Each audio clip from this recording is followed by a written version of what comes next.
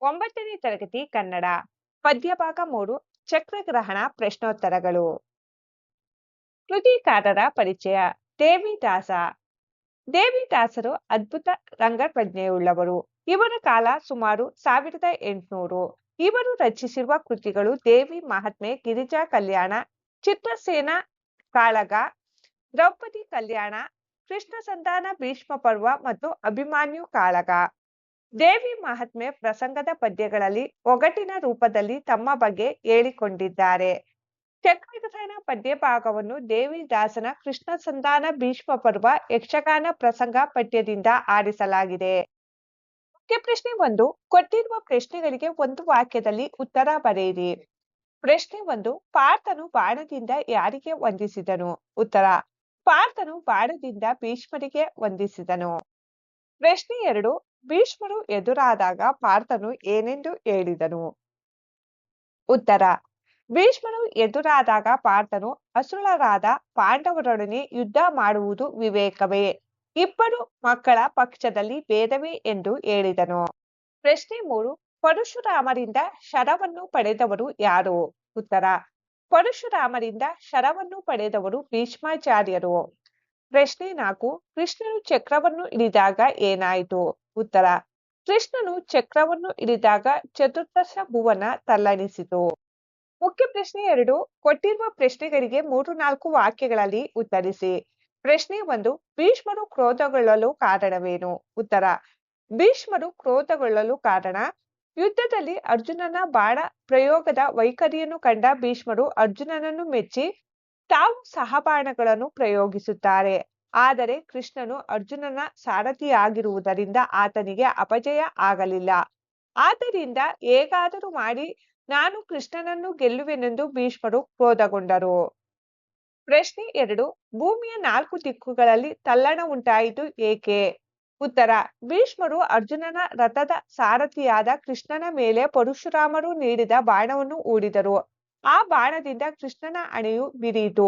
ಇದರಿಂದ ಕೋಪಗೊಂಡ ಕೃಷ್ಣ ದವಡೆಯನ್ನು ಕಚ್ಚಿ ಹಿಡಿದು ಬಹಳ ರೋಷದಿಂದ ಕುರುಬಲವನ್ನು ಅರಿಯುವ ಕಲ್ಲಿನಿಂದ ಜಜ್ಜುವೆನು, ಭೀಷ್ಮನನ್ನು ನಾಶ ಮಾಡುವೆನು, ಈಡೇಳು ಲೋಕವು ಬಂದರೂ ಬ್ರಹ್ಮನೇ ಬಂದರೂ ಶುಕ್ರ ವೈವಸ್ವರರು ಬಂದರೂ ಬಿಡೆನು ಎಂದು ಗರ್ಜಿಸುತ್ತಾ ಕುದುರೆಯ ಕಡಿವಾಣವನ್ನು ಬೀಸಿಟ್ಟು ಚಕ್ರವನ್ನು ಹಿಡಿದು ರಥದಿಂದ ಧುಮುಕಿದಾಗ ಭೂಮಿಯ 4 ದಿಕ್ಕುಗಳಲ್ಲೂ ತಲ್ಲಣ ಉಂಟಾಯಿತು.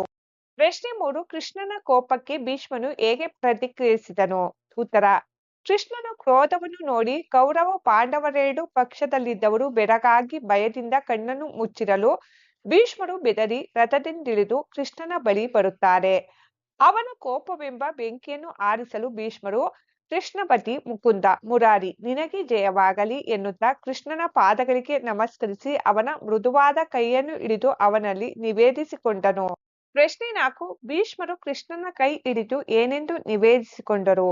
ಉತ್ತರ: ಶ್ರೀ ಮನೋಹರ ಸ್ವಾಮಿ ನಿನಗೆ ಜಯವಾಗಲಿ, ಪ್ರೇಮದಿಂದ ನನ್ನ ಮಾತನ್ನು ಆಲಿಸು, ಲೋಕವನ್ನು ರಕ್ಷಿಸು ದೇವ, ನಿನ್ನ ಸೇವಕತ್ವವನ್ನು ಕರುಣಿಸು, ನಾನು ಕೌರವ ಪಾಂಡವರ ಜಗಳವನ್ನು ನೋಡಲಾರೆ, ಈ ದೇಹ ಎಂದಾದರೂ ಅಳಿಯುವುದೇ ಆಗಿದೆ, ಅದು ನಿನ್ನಿಂದಲೇ ನಾಶವಾಗಲಿ, ಹುಲ್ಲನ್ನು ಕಡಿಯಲು ಕೊಡಲಿಯೂ ಬೇಕೇ, ನಿನ್ನ ಚಕ್ರವು ನನ್ನ ಒಂದು ರೋಮವನ್ನು ಕತ್ತರಿಸಿದರೂ ನಾನು ನಿನಗೆ ಶರಣಾಗಬೇನು ಎಂದು ನಿವೇದಿಸಿಕೊಂಡರು. ಮುಖ್ಯ ಪ್ರಶ್ನೆ 3. ಸಂದರ್ಭ ಸಹಿತ ಸ್ವಾರಸ್ಯವನ್ನು ವಿವರಿಸಿ. ವಾಕ್ಯ 1. ಉಭಯ ಪಕ್ಷದಲ್ಲಿ ನಿಮಗೆ ಭೇದವೇ? ಆಯ್ಕೆ: ಪ್ರಸ್ತುತ ಈ ವಾಕ್ಯವನ್ನು ದೇವಿದಾಸರು ಬರೆದಿರುವ ಕೃಷ್ಣ ಸಂಧಾನ ಭೀಷ್ಮ ಪರ್ವದಿಂದ ಆರಿಸಲಾದ ಚಕ್ರಗ್ರಹಣ ಎಂಬ ಪದ್ಯಭಾಗದಿಂದ ಆಯ್ಕೆ ಮಾಡಿಕೊಳ್ಳಲಾಗಿದೆ. ಸಂದರ್ಭ: ಈ ಮಾತನ್ನು ಅರ್ಜುನ ಭೀಷ್ಮರಿಗೆ ಹೇಳಿದನು. ಮಹಾಭಾರತ ಯುದ್ಧದಲ್ಲಿ ತನಗೆ ಎದುರಾಗಿ ನಿಂತ ಭೀಷ್ಮರನ್ನು ಪಾರ್ಥನು ನಮ್ಮನ್ನು ರಕ್ಷಿಸಿದ್ದು ನೀವೇ, ಈಗ ಕೌರವನ ಪಕ್ಷದಲ್ಲಿದ್ದು ಪಾಂಡವರೊಡನೆ ಯುದ್ಧ ಮಾಡುವುದು ಸರಿಯೇ ಎಂದು ಹೇಳುವ ಸಂದರ್ಭದಲ್ಲಿ ಈ ಮಾತು ಬಂದಿದೆ. ಸ್ವಾರಸ್ಯ: ಪಾಂಡವ ಕೌರವರಿಬ್ಬರನ್ನು ಸಾಕಿ ಸಲುಹಿದ ಭೀಷ್ಮರು ಇಂದು ಕೇವಲ ಕೌರವರ ಪಕ್ಷದಲ್ಲಿದ್ದು ಪಾಂಡವರ ವಿರುದ್ಧ ಯುದ್ಧ ಮಾಡುವುದು ಎಷ್ಟು ಸರಿ ಎಂಬ ವಿಚಾರವು ಇಲ್ಲಿ ಸ್ವಾರಸ್ಯಪೂರ್ಣವಾಗಿ ವ್ಯಕ್ತವಾಗಿದೆ. ವಾಕ್ಯ 2. ಚತುರ್ದಶನ ಭುವನ ತಲ್ಲಣಿಸಿತು. ಆಯ್ಕೆ: ಪ್ರಸ್ತುತ ಈ ವಾಕ್ಯವನ್ನು ದೇವಿದಾಸರವರು ಬರೆದಿರುವ ಕೃಷ್ಣ ಸಂಧಾನ ಭೀಷ್ಮ ಪರ್ವದಿಂದ ಆರಿಸಲಾದ ಚಕ್ರಗ್ರಹಣ ಎಂಬ ಪದ್ಯಭಾಗದಿಂದ ಆಯ್ಕೆ ಮಾಡಿಕೊಳ್ಳಲಾಗಿದೆ. ಸಂದರ್ಭ: ಕೃಷ್ಣನು ಭೀಷ್ಮರನ್ನು ಬಿಡೆನು ಎಂದು ಚಕ್ರವನ್ನು ಹಿಡಿದಾಗ ಭೂಮಿಯ 4 ದಿಕ್ಕುಗಳಲ್ಲೂ ತಲ್ಲಣ ಉಂಟಾಯಿತು ಎಂದು ಹೇಳುವಾಗ ಈ ಮಾತು ಬಂದಿದೆ. ಸ್ವಾರಸ್ಯ: ತಾನು ಯುದ್ಧದಲ್ಲಿ ಶಸ್ತ್ರವನ್ನು ಹಿಡಿಯುವುದಿಲ್ಲ ಎಂದ ಕೃಷ್ಣನು ಕೋಪಗೊಂಡು ಚಕ್ರವನ್ನು ಹಿಡಿದು ಸಿದ್ಧನಾಗಿರುವುದು ಇಲ್ಲಿ ಸ್ವಾರಸ್ಯಪೂರ್ಣವಾಗಿ ವ್ಯಕ್ತವಾಗಿದೆ. ವಾಕ್ಯ 3: ಲೋಕವನ್ನು ರಕ್ಷಿಪ ದೇವ ಮಹಾನುಭಾವ. ಆಯ್ಕೆ: ಪ್ರಸ್ತುತ ಈ ವಾಕ್ಯವನ್ನು ದೇವಿದಾಸರವರು ಬರೆದಿರುವ ಕೃಷ್ಣ ಸಂಧಾನ ಭೀಷ್ಮ ಪರ್ವದಿಂದ ಆರಿಸಲಾದ ಚಕ್ರಗ್ರಹಣ ಎಂಬ ಪದ್ಯಭಾಗದಿಂದ ಆಯ್ಕೆ ಮಾಡಿಕೊಳ್ಳಲಾಗಿದೆ.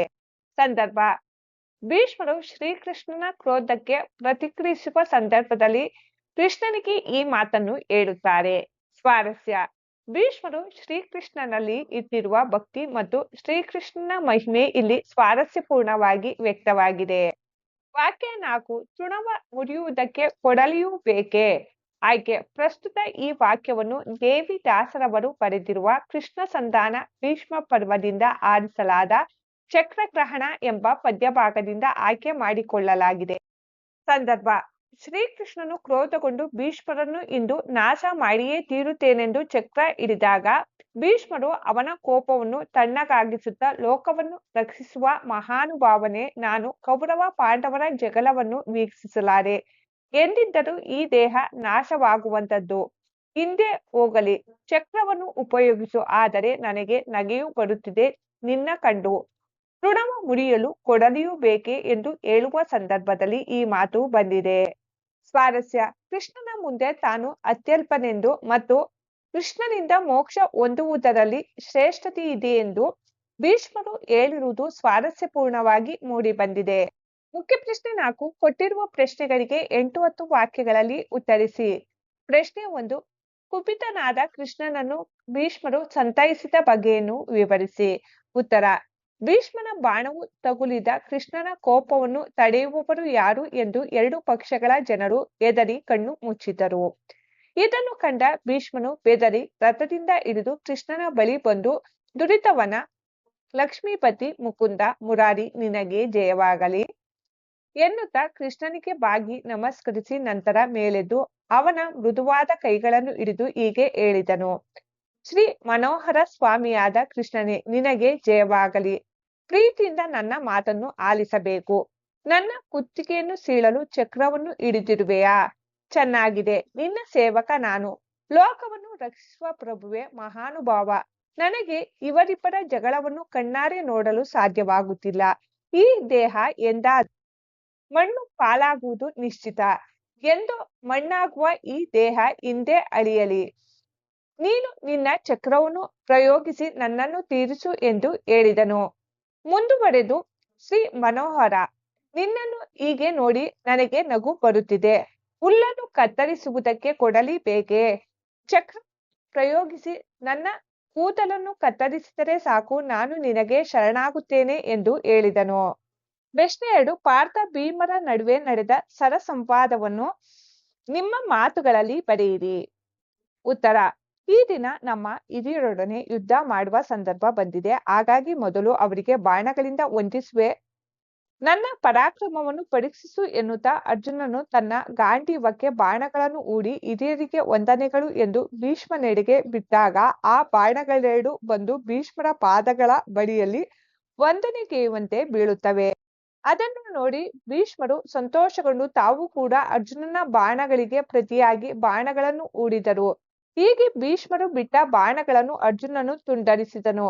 ನಂತರ ನಗುತ್ತಾ ಭೀಷ್ಮರನ್ನು ಕುರಿತು ಹೀಗೆ ಹೇಳಿದನು: ನಮ್ಮ ತಂದೆಯನ್ನು ಕಳೆದುಕೊಂಡ ದಿನದಿಂದ ನಮ್ಮನ್ನು ನೀವೇ ರಕ್ಷಿಸಿ ಇಂದು ಕೌರವರಿಗೆ ಸಹಾಯ ಮಾಡಲು ಬಂದಿದ್ದೀರಾ. ಚಿಕ್ಕ ಮಕ್ಕಳೊಂದಿಗೆ ಹೀಗೆ ಓಡಾಡುವುದು ವಿವೇಕವೇ? ಈ 2 ಪಕ್ಷಗಳಲ್ಲಿರುವವರು ನಿಮ್ಮ ಮಕ್ಕಳೇ. ಆಗಿರುವಾಗ ನಮ್ಮಲ್ಲಿ ನಿಮಗೆ ಭೇದವೇ ಎಂದನು. ಆಗ ಭೀಷ್ಮರು ಅರ್ಜುನನಿಗೆ, ಸಣ್ಣ ಮಕ್ಕಳಂತೆ ಮಾತನಾಡಬೇಡ.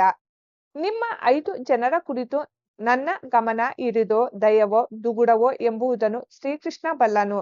ಈಗ ಏತಕ್ಕೆ ಆ ಮಾತು? ಶಿವ ಕೊಟ್ಟ ಬಾಣವನ್ನು ತೆಗೆದು ನನ್ನ ಮೇಲೆ ಪ್ರಯೋಗಿಸು ಎಂದು ಹೇಳಿ ಆಕಾಶವನ್ನೆಲ್ಲ ಆವರಿಸಿಕೊಳ್ಳುವಂತೆ ತಾನು ಬಾಣಗಳ ಸುರಿಮಳೆಗೈದನು. ಮುಖ್ಯ ಪ್ರಶ್ನೆ 5: ಕೊಟ್ಟಿರುವ ಪದ್ಯ ಭಾಗಕ್ಕೆ ಪ್ರಸ್ತಾರ ಹಾಕಿ ಗಣ ವಿಭಾಗ ಮಾಡಿ ಛಂದಸ್ಸಿನ ಹೆಸರು ಬರೆಯಿರಿ.